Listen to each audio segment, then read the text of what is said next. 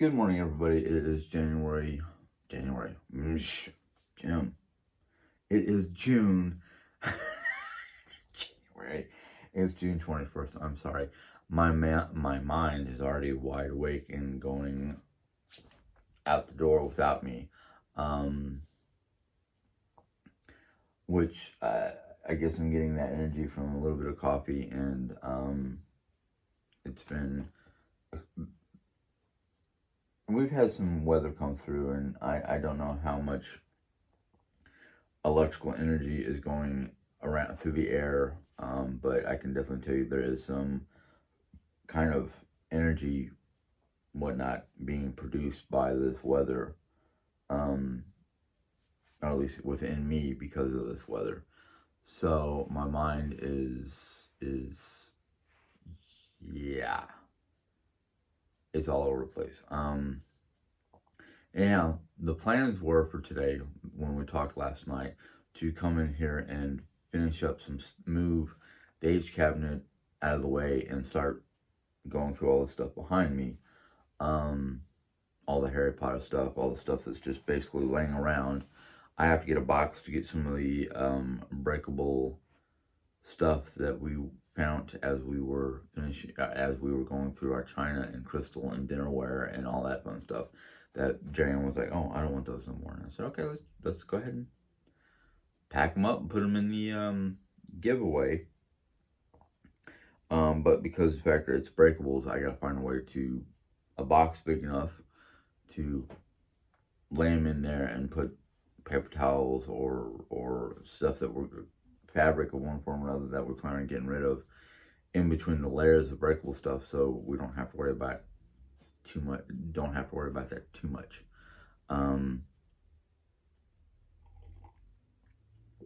But we've already talked about what we plan on. Well, we're trying to go day by day because every day could be different. But the week, my mind already said the week. This is what I'd like to accomplish in this week alone. Does not mean we're going to accomplish it all. It's just things I would like to accomplish. And if we don't, I'm not going to get frustrated, because that's the old me and the new me. It's like, there is no reason to get frustrated or angst up or angry or whatever because certain things weren't done the way you wanted it or when you wanted it or how you wanted it. It's more like, hey, you made progress. You got stuff done. That's all that's important, is the fact that it's getting done. You're going through and doing it all. So I'm happy about the fact that the cabinet is done. In fact, Susan T asked if we were going to try to mount the cabinets to the wall, or like secure them so they don't topple over. I'm not worried about that, Susan, because, well, let's just point it out. Let's see if I can do this right. This is a cabinet. This is the footing for the cabinet. The footing sticks out farther from the cabinet, so it's not going to topple forward unless somebody pulls on it. And since I'm the only one who's going to be here, it should not be pulled on. So there's no reason for brackets or screws or drilling holes into the cabinet or any of that stuff. In fact, Jenny Ann was talking about how she wants to move it over that way towards the door an inch or two because of a plan that she has. And I was kind of like, I don't know how heavy this thing is now that it's fully loaded. And I was concerned about the same thing, that pushing it, pulling it, trying to move it would cause the upper part to fall forward. Well, to test my theory, I went over there and I grabbed a hold of the cabinet. I tried to pull forward. It wasn't moving. I shook it. It barely rattled. So I'm 99.9% sure that it's not going to fall off there unless, like I said, somebody comes along and pulls it off or pushes it off the edge or anything like that. Once we're done in this room, once the dust is settled and everything's been decorated and everything's been set up the way I envision it, or I would like to see it, or a compromise between my vision and Jerry Ann's vision. But like I told Jerry Ann, I would prefer it to be mostly my vision because it's going to be my room, my space. And she agreed. So, like I said, one of the things we have to do is we have to go through all this Harry Potter stuff. Now, we had talked about it, and she said, well, I want to go through it because, one, I want to repack it. Two, I didn't, when we packed it away, originally when I packed it away, it was just basically everything left over from her party went into 3 boxes.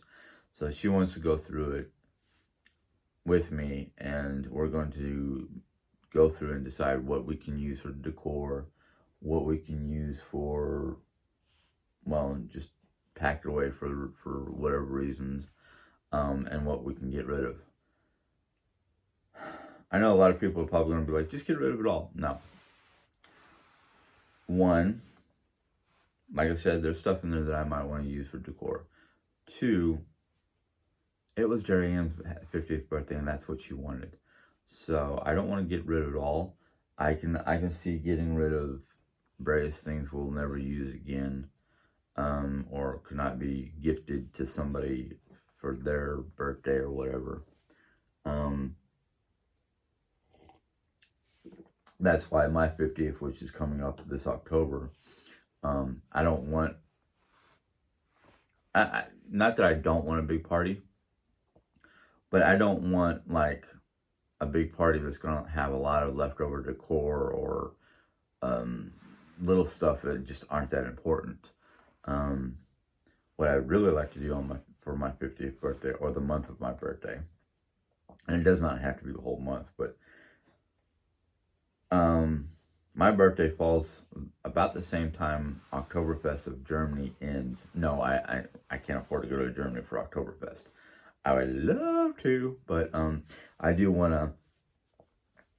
I would love to go to well, there's a couple of different places I know about here in America that I would love to go to for my birthday and Oktoberfest.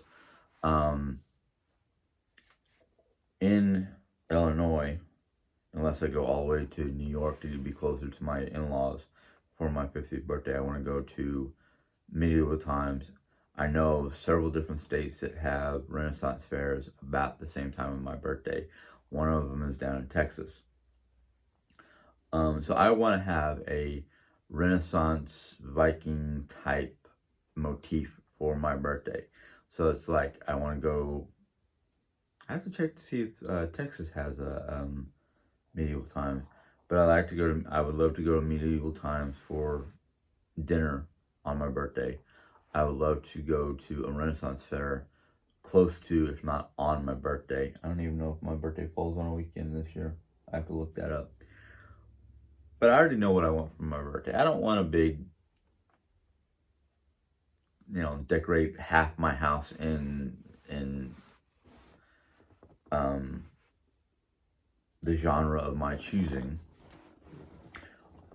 I'm not a big party person. I mean, yeah, I enjoy other people's parties and whatnot, but don't throw one for me. No. But no, this year, because it's a milestone, and when I hit 50, I will have outlived my father by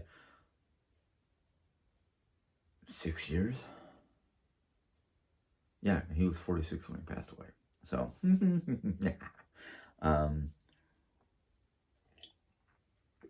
my father would be proud of the fact that I have lived this long out of all the things I've done in my life. But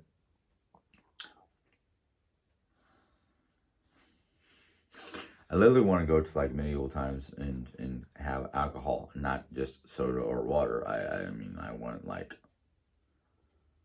literally arrive at medieval times dressed in Viking gear with a big old drinking horn, and just literally make a toast for every member of my family who has never passed 50 years of age. Uncle Tom, my father,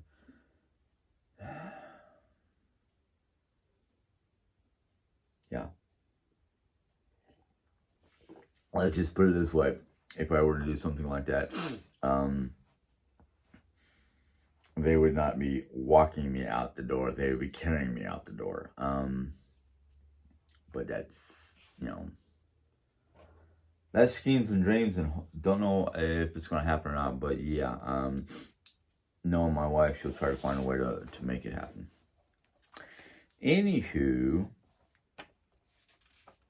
let's get to American Cozy. I'm really loving this book, even though there are some things in this book that I've read so far that's like, I don't have a garage, I don't have a tool shed, I don't have anything like that. But I read it anyhow because maybe one of you has a garage or a storage shed, tool shed, patio, porch, deck, outdoor, or whatever.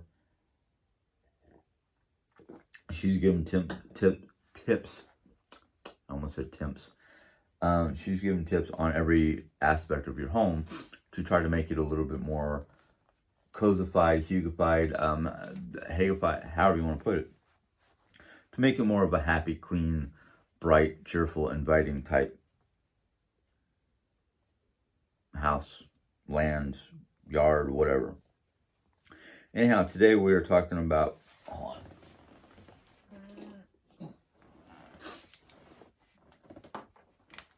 Today we are talking about porches, balconies, decks, and terraces.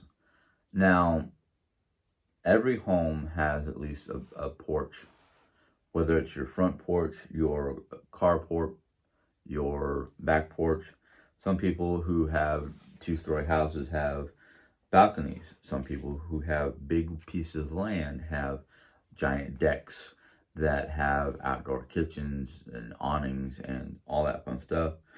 And then there's places who have smaller living areas that's just a little itty bitty terrace that are part of your home. So I would think that this would be something important. Anyhow, let's go ahead and start reading. Porches and other outdoor spaces are incredibly inviting, but if not kept orderly, they give your home a cluttered, rundown look that is visible to everybody who passes by. Maybe you've heard the old saying, how you do one thing is how you do everything. If you have clutter in your outdoor spaces, it will affect the way your indoor spaces feel. For cozy outdoor spaces, and she gives you a bunch of tips and whatnot, which I will read here in a second. That is true.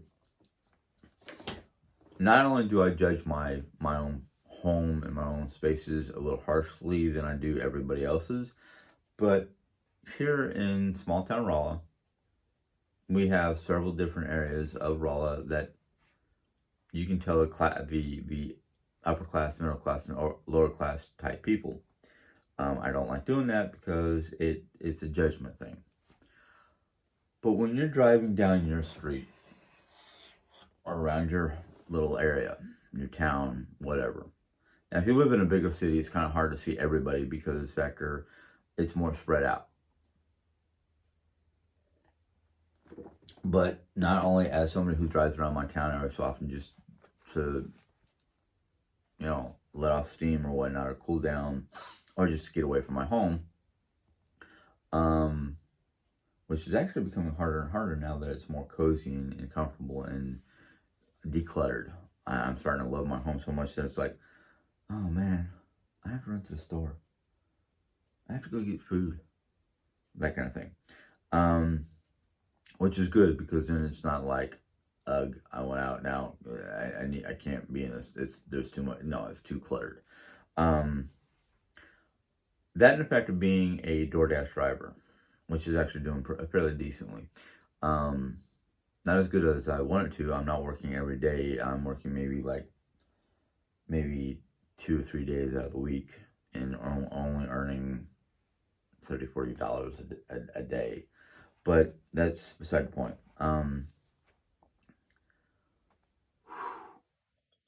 When I do door dashing, I get to drive all over my town.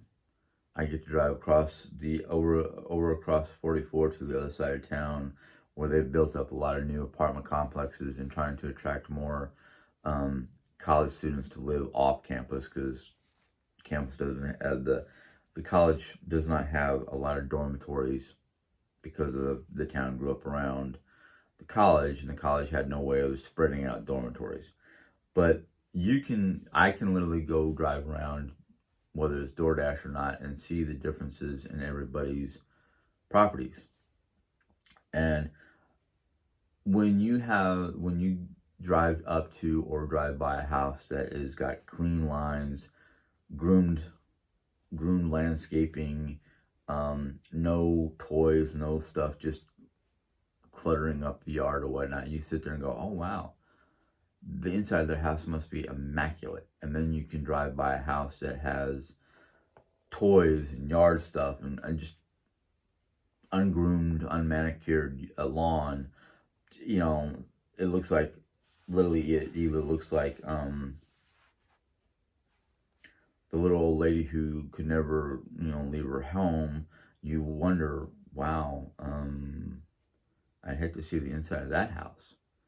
So yeah, the outside of your house looks can make people either think that you're a clutterbug, or make people think that your home is immaculate and everything is clean and cut and taken care of and beautiful. And so your yard kind of reflects the inside of your house. Now, my yard right now does not really reflect the inside of my house, because my yard is pretty much, other than the bushes that need to be trimmed and whatnot, I've got a new tree out there. I've got clean cut, manicured lawn. Yeah, my carport looks a little cluttered because I got stuff out on the carport that I haven't taken care of, because either A, it's too hot outside, or B, I just don't know what to do with it because I don't have space where it should be. So yeah, my yard, my outside of my house is kind of in between clean cut and immaculate to cluttered. So it's kind of like, when I look at my house and think about the outside of my house, I go, well, yeah, I see lots of areas that can be improved upon.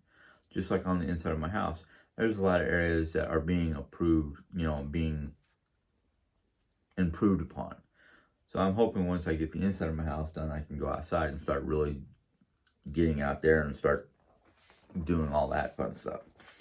But anyhow, let's see what her pointers are. Let's see here. The first one is keep them free to. Sorry, give me a second. My brain is not with me again. Keep them free of stuff. A chair or two, a table, a grill. These are perfect deck-worthy items. Boxes of beach toys, a few tricycles, a pogo stick, and an old gerbil cage are not. Toss the junk or find an enclosed storage space for them. So basically, if you've got beach toys, outdoor equipment, old stuff that you don't use all the time, kids' toys, things like that, weed out what's junk, like the old gerbil cage. Well, if you're not going to get another gerbil, you might as well just toss that thing in the garbage, or give it to somebody who has a gerbil and needs a cage, that kind of stuff. But yeah, on my front porch, I have 2 chairs and a table, and a baker's rack for displaying a gnome garden and a few other outdoor tchotchkes. If they're neatly placed and not in the way of traffic or causing issues, as long as they're nice, neat, clean, not like falling apart or cluttered, it's okay. But your kids' toys, your beach equipment or camping equipment, stuff like that, not so great. My deck, or my little patio area outside of my Arcadia door, has got 2 tall bar stools or chairs with a table in between them. That's the only thing that's out there. That's great. My carport has our barbecue grill, and then a chair, 2 chairs, and a table. But it's also got a lot of other stuff that needs to be gone through and tossed away or put away or whatever. So yeah, I know what she's saying there. Keep your balcony or other outdoor spaces clean. Sweep up the leaves, wipe away bird droppings, bring in the used tumblers and plates, and so on. So yeah, simple. Again, simple. Keep it nice and clean. Oh, you know. So okay, if it's open air one night, you sweep the leaves, you clean up bird poo, you make sure there's no dishes or crusty whatever out there waiting for the ants to come and clean it up for you. Not something that you want that close to your house, because once they get done with whatever you left out there and they get a smell, sense, whatever of the fact that you've got food laying around on the inside of the house, they're going to find a way in. Not something you really want to deal with. Okay. I love this one. I keep on forgetting to mark these because I read them. Add plants, a few on the ground and a few hanging from planters. Plants give indoor spaces a fresh, comfortable look that puts people at ease. Plants are great if you have the capacity of keeping them. Remember to keep them watered and taking care of them, because even your outdoor plants need some amount of care. Now, the idea of hanging plants, I don't really like the idea of hanging plants. One, they tend to get blown around more, which means they tend to get messed up, or depending on your plant hanger and whatnot, if you get strong enough winds, it could blow it off the hook and it hits ground, smashes everywhere. Then you have to clean up that mess. If I were to put plants outside of my house, and I knew how to take care of them, they would not be in hanging. They would not be hanging plants. They'd be pots on the ground. Now, whether you have pots on the ground or hanging plants, it does two things besides the inherent problems because of weather. But besides that, it adds a certain amount of decor and beauty and ambiance and whatnot to your outer facade, your outer yard and home. That in fact, it gives wildlife the chance to, either squirrels will bury their a stash of nuts for the winter. Certain other animals will hide in the pot. You kind of got to be careful though, because you don't want certain kinds of animals hiding in there, like snakes. But you can get like birds, your squirrels. I've seen rabbits in one person's potted plant. One little rabbit was just hunkered down there for the day. That in fact, if it's depending on the type of plant, if it's like a small topiary type tree, the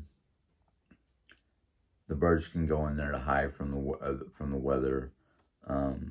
Squirrels and whatnot can hunker down inside the pot to keep warm or keep dry during the wet seasons. You know, there's all kinds of different benefits, not only for the people who are enjoying the look and the smell and whatnot, but various types of animals will, like if you get, I can't remember the name of the plant, but it's a type of flowering plant, and you live in an area where you've got hummingbirds, they'll come and feed from the nectar inside the flower. Same with, the downside is if you're allergic to bees and they get attracted by the same flower. Yeah, but still, there's all kinds of good benefits. I'm not a big plant person, so I really wouldn't be able to tell you much about that. Let's see here. If your outdoor furniture does not match, consider covering it in a warm, natural fabric. So let's say you got mismatched cushions on your outdoor furniture. You can easily recover them with something else, natural fabrics or fibers or something like that.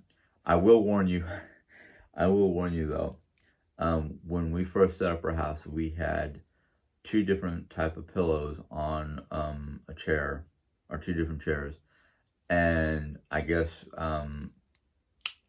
the squirrels or whatever critter decided to do it, took a fancy to it and ended up chewing a hole into the pillow and started pulling out the stuffing of the pillow to line their nests and their homes with it. So be mindful of that. A lot of times when you buy outdoor furniture from Walmart, Lowe's, Home Depot, places like that, usually when you buy a set, the set comes with matching cushions. But if you don't like the color of the cushions, you might want to think about seeing if you know somebody who can customize it, or if you can order lawn furniture cushions in matching sets from Amazon, QVC, Lowe's, Home Depot, Walmart, Sears, JCPenney's, a lot of different online companies that have lawn furniture. You can order just the cushions in matching sets, so you can change out your old cushions or the cushions you don't like that came with the furniture. Next one is repair or replace broken outdoor furniture. Yeah, you don't really want broken or outdoor furniture because somebody could sit on it and end up getting hurt. If you have metal furniture, outdoor furniture, there's a chance that you have like a broken, rusted part. Somebody can get cut, get infected. There's all kinds of different things. So you want to try to keep your outdoor equipment and furniture and whatnot as clean and repaired and free of chances of, especially a little one, getting hurt. There's nothing like a little one following too close to a broken lawn furniture and getting a gash in their face or their arm or leg or whatnot because of the broken furniture. Keep your balcony and other outdoor spaces in good repair. You want to feel safe when leaning on a railing, or when inviting more than one person up on the deck. Yeah, again, you want to keep any kind of balcony or deck railings or anything like that in good repair. If you happen to live in an apartment and you go out and you lean on your railing and you notice the railing is loose, it's not strong. So basically when you lean on it, you don't want it to move or budge or anything like that. If you're a renter, you can always have your landlord come up and fix it before somebody gets hurt. Not that I'm looking for anybody to get hurt, but the upside to this is if somebody does get hurt because the railing breaks or something like that, that's on the landlord, and that's a liability against them.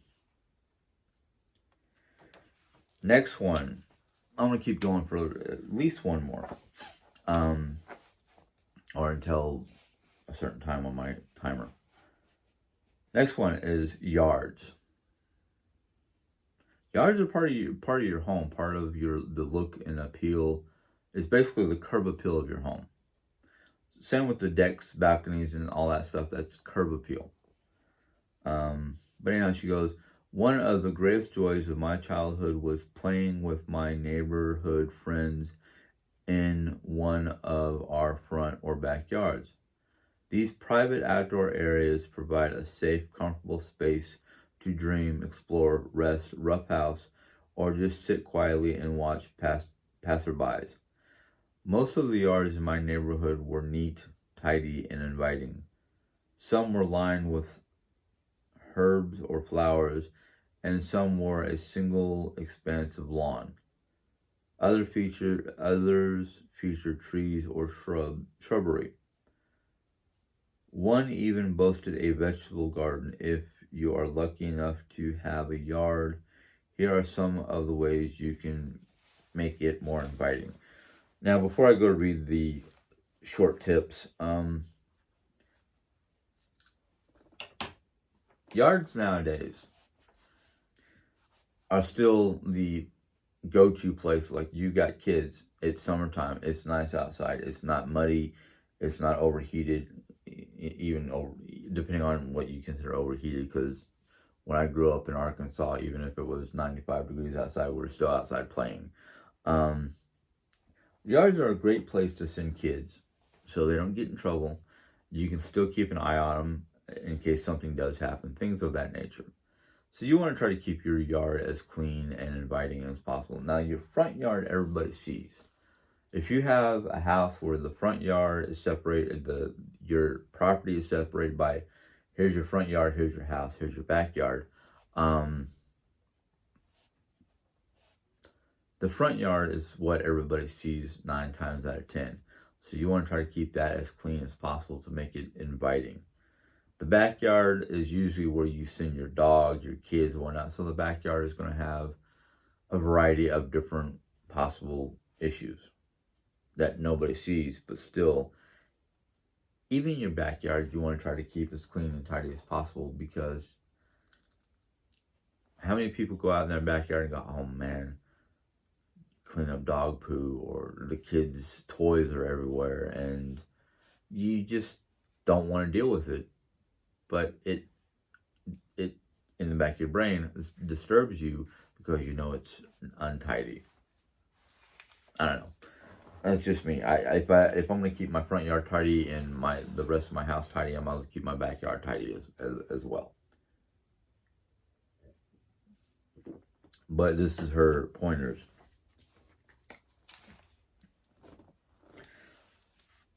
Consider safety over privacy. If you have a row of hedges that could be placed for animals or unsavory visitors to hide, consider replacing it with a low row of flowers or herbs. Okay, I understand that. Because in these modern day times, especially, you have all kinds of problems. And a lot of homeowners or a lot of security type companies will tell you, in order to keep your house as secure and safe as possible, don't have hedges or tall bushes or anything anybody can hide. And I'm talking about people anybody can hide in and peer through your windows to see if anybody's home and then possibly sneak in. Not something you want happening. That and the fact for certain parts of this country, we have a variety of dangerous animals. And in order to keep those animals as far away from your house as possible, you don't want to have shrubs or bushes. Now, flowers and herbs, some animals can still hide in those. But in areas of, well, just about most of America, except for the extreme northern parts of America, has venomous snakes, scorpions, things of that nature that are extremely dangerous. Then you have your occasional possum, raccoon, or other various animals that like to hide in the shrubs that you don't want to deal with because they can be a little dangerous when provoked. But at the same time, I enjoy having some of my shrubbery, like my windows in my house are pretty high up. So you'd have to be a very tall person, and the shrubs would have to be very tall for you to hide in the shrubs and then climb into my window. It's not that easy. But every so often I'll catch in my bushes out here in front one of the various stray cats that like to frequent by the house. An occasional rabbit. I don't mind the squirrels or the rabbits. I just, there are other things about bushes being closer to the house, especially when you have various wildlife in the area. Let's just put it this way. The difficulty with bushes near my windows for me is the leaf mold and whatnot in the fall, because it's very hard to get those leaves out from the bushes. So yeah, but for security purposes and safety purposes, you might want to consider removing any of your hedges or shrubbery from being under windows or right up against your house. Then the factor, you don't want to have certain kinds of plants too close to your house because the roots can disrupt the foundation of your house and whatnot. Another thing is install outdoor lights where appropriate, making sure to also illuminate far corners. This is more for security purposes than just curb appeal. So some of this is curb appeal, some of this is security issues. Bring bikes, skates, scooters, balls, and other toys in each evening. Leaving items outdoors can make a home look cluttered. Yeah, I can understand that. Basically, when you're done with your toys, bring them in. It's the same thing with what I was growing up with. If you want to keep your toys, if you don't want mom or dad to throw them away because you left them out in the wrong area or your room was not clean, which I learned the hard way, one of your parents might get upset at you and decide, okay, since you don't want to take care of your stuff, you don't need it. It's garbage. It's not put away. It's not dealt with. It's left out, making your room look like a clutter, but making you look like a clutter bug in your room. That in fact, are middle of the night, somebody goes to come in your room to check on you and steps on a Lego or a jack or a toy of one form or another. If you're lucky, you have a parent who just doesn't yell out, wake everybody in the house up. My father was high tolerant in pain, but he did not like the idea of stepping on toys in the middle of the night. So there was one day I was at school or something like that, or just away, and my mom and dad got together and basically took all my Legos. They put them in the can that I had for all those Legos, but they took the can and hid it. And when I came home to play with my Legos, they weren't in my room. The reason why is because the fact that I left them all over my bedroom floor, and my mom went in there to put away laundry and either had to step on or step over some of my Legos that were in front of the dresser. And they went, bye-byes. But we're talking about lawns, not bedrooms. Anyhow, but yeah, you don't want to leave out your toys and your fun stuff out in the middle of the yard or whatnot, because it just makes your house look like it's a mess. That in a factor, depending on what kind of bike it is, like let's say you got your kid has a motorized scooter or a top name bicycle like Diamondback. That was the bicycle everybody had to have when I was a teenager. Was a Diamondback. Oh yeah, Diamondback mountain bike. You don't want to leave that out, because depending on your area or depending on people, you leave that out in the open and somebody might go, ooh, free bike. Yep, exactly. You don't have a bike no more because somebody took it from you. Took it right off your lawn. Sounds bad, but yeah, it has happened.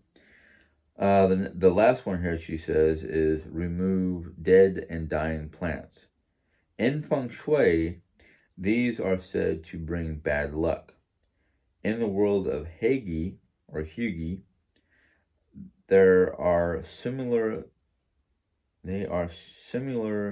seen as an uncomfortable comment on your ability to maintain your home. If keeping a lawn is too much work for you, or you simply don't want to, consider other alternatives, such as a rock garden or an English-style flower garden. I'm going to stop there because this is almost a 40-minute video. It's probably going to be longer than that if I keep on reading. Oh, it's definitely going to be longer than that if I keep on reading. But next time I read this, we'll start getting into the home office. I like doing that. Yards, depending on where you live. This is the thing is, I've lived in all the climates you can possibly have on this planet. I lived in New York.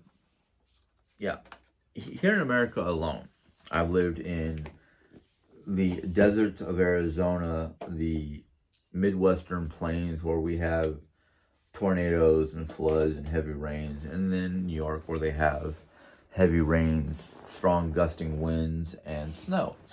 So I've lived in just about every climate you can think of, including taking into account Germany and the high mountains with their cold, frigid winters and wet and mild summers.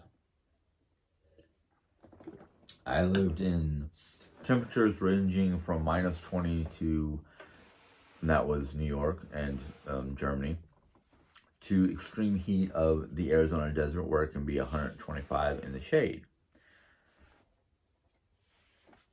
In Germany, they pretty much kept clean lines and whatnot, and because the Germans have a festival or a holiday in early spring, mid to early spring? No. Yeah, March, thereabouts, late winter, early spring. And the holiday is called Fasching. Not Fasching, but Fasching. I think I'm saying that right. It is basically a holiday or a night where the town folks get a select group of people to, after 10 p.m., midnight, somewhere around there when most people are asleep, to go around the town and basically anything that is not attached to your house or heavier than they can handle, gather it all up and leave it in the town square. We were there one year when they did that, and it was funny as all get out to wake up the next morning to hear a bunch of people laughing and horns honking because we did not have a parking spot for the VW Bug that my mom was using. So the town folks thought it would be fun to try to get that to the town square. Well, because they couldn't get into the vehicle and the wheels were locked up, they were only able to push it out of the driveway and block the street. And it was like, what the? Because we didn't know what was going on.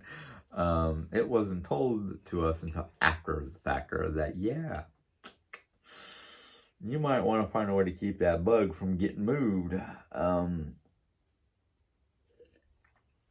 But even the families that had little kids that went outside and played at nighttime or when they were done playing outside, those kids were taught, if not the parents doing it for them, teaching them how to do it, took all their outdoor stuff and brought it indoors to be put into the storage facility that's part of their house. Here in America, I would think that most people would want to bring their stuff in because, well, hard rain, bird poo, animal droppings in one form or another, and various, like the wind gets blowing hard enough that an inanimate object or toy could end up being blown into somebody else's yard. Excuse me. Especially here in the Midwest when we have wind gusts that can be 50 plus miles per hour and not be a tornado, but still be very strong. That in fact are places like Arizona. You don't want to leave your objects, your toys, or whatnot, out in the noonday sun, because if it's plastic and it gets hot enough, it can warp and get distorted and just basically nobody wants to play with it no more and gets thrown away. Or if it's metal, it gets so extremely hot that you burn yourself just trying to touch it. That in fact are just the curb appeal. Not a lot of people understand curb appeal because they don't they've never dealt with having to worry about curb appeal because they have never tried to sell their home or move to a different location. And part of the idea of curb appeal is trying to keep the house as clean and tidy as possible. Not just the outside, but the inside as well. So it's one of those things where it's like, you have to learn to balance, or I guess what I used to say, what I've started to say to people is, when you are cleaning your home or decluttering your home or trying to pick stuff up or rearrange your furniture, don't look at it with your own eyes. Don't look at it going, oh yeah, I'm happy with this. No. Look at it from an outside perspective. Basically, think about, okay, this looks good to me, but what are my guests going to see? What are my guests going to think when they see it? Are they going to be happy? Are they going to, and a lot of times guests will not go, oh man, I don't like the way your house looks. I can't come back here ever again, blah, blah, blah, blah, blah. I've had a couple of guests in my own home here that were friends of Jerry Ann's, and I was like, hey, look, we know each other. You don't have to be polite about anything. You can tell me what you feel or how you think about my home, and give me a reason why you would not come back. No. Reason for coming back is because we're friends and we like each other, and we want to visit. Well, our friend Sharon from Florida has certain allergies. And because of those allergies, she cannot stay in our house. She has an allergic reaction to cats and smoke. Two of the big problems in my house. Because my mom has a cat and she smokes. Other than that, Sharon doesn't mind visiting. She just can't spend the night here. She can't sleep here. She can't spend long hours here in the house because of those issues. Something I can't control, something I can't just remove. One, my mom would be devastated not having a cat, and two, I have no idea what my mom would do if she wasn't smoking. So, and it's not my place to kick my mother out of this house because it's under her name, and even though she has basically said that she would love to move to Arizona, which, no, too hot. Too hot, does not have enough seasonal change for me, but that's just me.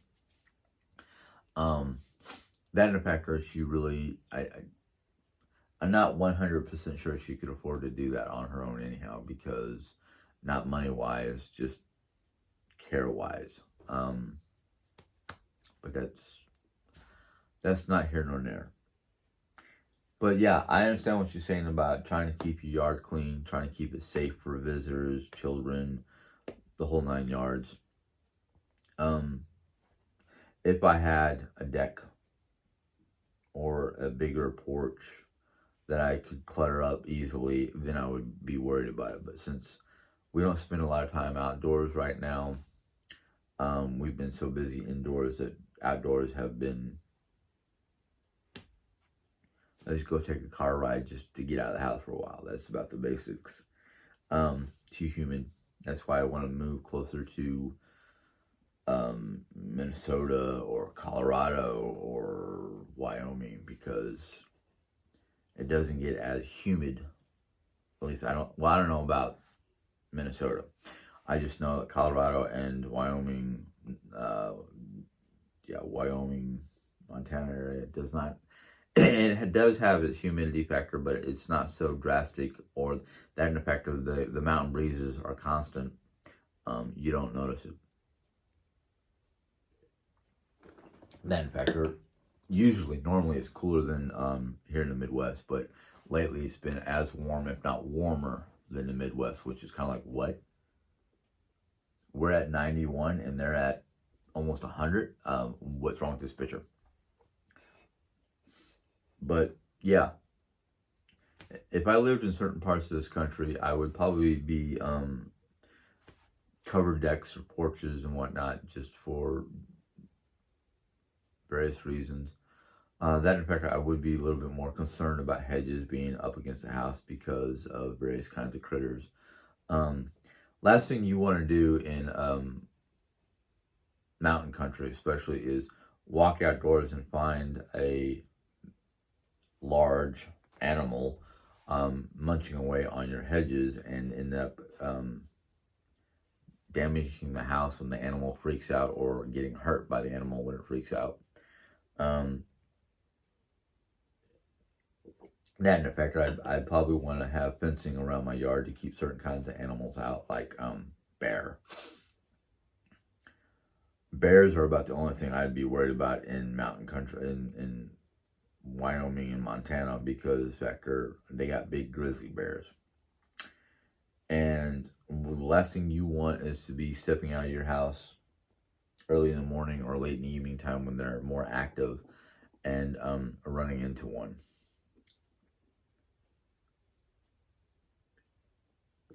I had a friend that I worked with in Yellowstone, back in 2010, 2009, somewhere around there. He was a head chef of, I can't remember if he was a employee cook or a head chef of one of the actual dining type facilities for the general populace. But he had to go in and start getting everything ready for the crew to come in to start making breakfast. Basically come in, turn everything on, make sure everything's set up. But he was one of 4 people who used to do that. And he walked out of his dorm, turned the corner to head towards his work site, and right there around the corner from him was a mama grizzly with 2 cubs. Now, he was smart enough not to make a lot of noise and slowly turn around to head back indoors. Well, he didn't quite make it indoors before Mama gave him a nice love tap, as we call it.